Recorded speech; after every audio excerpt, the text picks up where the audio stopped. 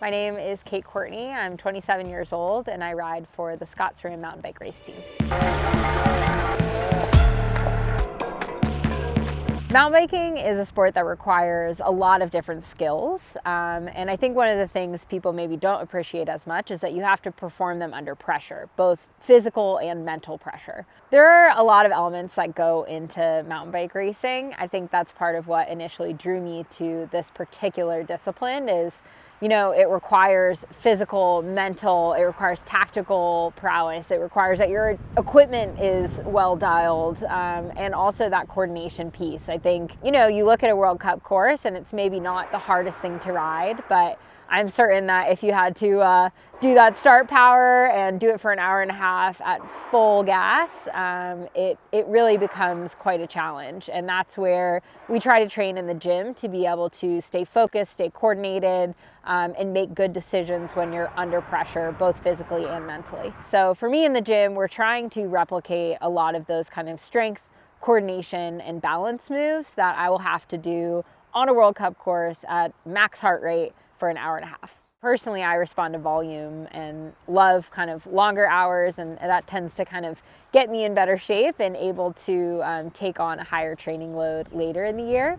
But I know other people who are super anaerobic and love just like high power, short intervals. So I think it can be a bit individual, but I'd say the kind of general principles are trying to balance those short anaerobic efforts that you'll have to do to be competitive with the endurance to keep that up for the full hour and a half.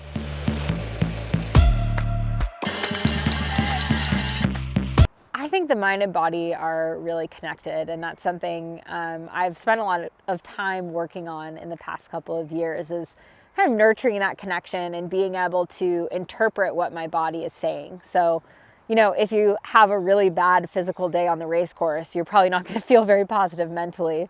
If you feel amazing and you're super strong at the beginning of the race, sure, like you start to feel really optimistic.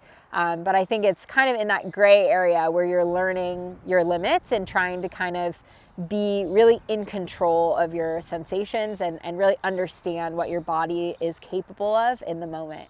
And I think that's part of what makes the sport so gratifying and interesting, and also what makes our training really a joy to do, is that we get to explore that limit and kind of test both pushing our bodies but also kind of pushing our minds to believe in what we're capable of achieving. I've worked with a nutritionist for the past 5 or 6 years, and that's been a really helpful connection and partnership for me. I think I respond really well to coaching and to being able to understand from kind of a scientific perspective what's happening in the body.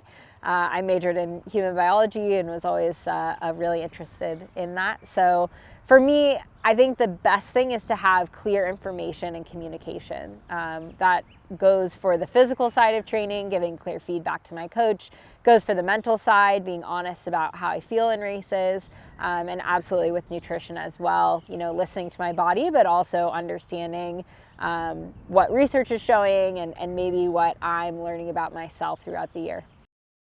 I'd say for me right now, I'm in a really good spot in my career. I've had definitely some years where I was, felt untouchable and was one of the best in the world. And I've had some years where I saw the other side of that coin.